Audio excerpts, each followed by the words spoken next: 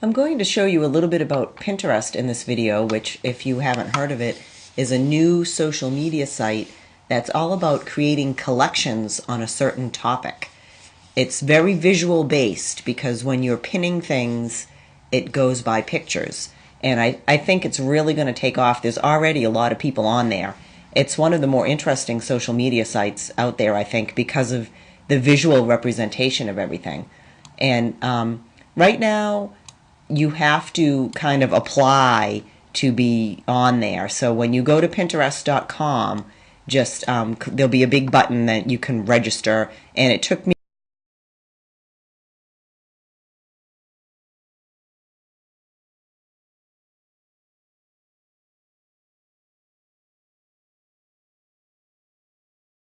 some of the things that have come up. These are the pins that people have made.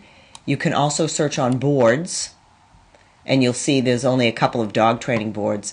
And people, we've got a couple of dog trainers here. The pins are most interesting.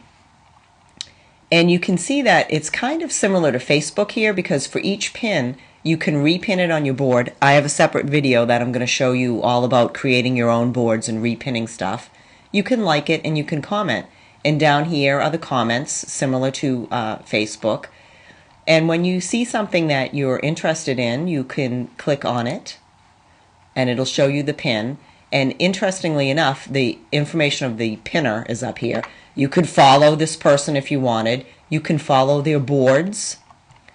See a couple of their boards here. And it also shows you how many times things have been repinned and how many likes these pins have gotten. Now, repinning is pretty cool because that means someone else repinned the same thing on their board. And if you're using this to pin things from your own website, you can have those pins go viral if a lot of people are repinning them. Now, I'm not advocating that you go in here and be spammy and just put in a ton of pins from your website. What you really want to do is create boards that are interesting and informative so that a lot of people follow you. It's like any social media. You need to be social. You don't want to go in there with the idea of selling. You want to go in there with the idea of creating a following. So let's look for something else. I'm going to search on herb gardening.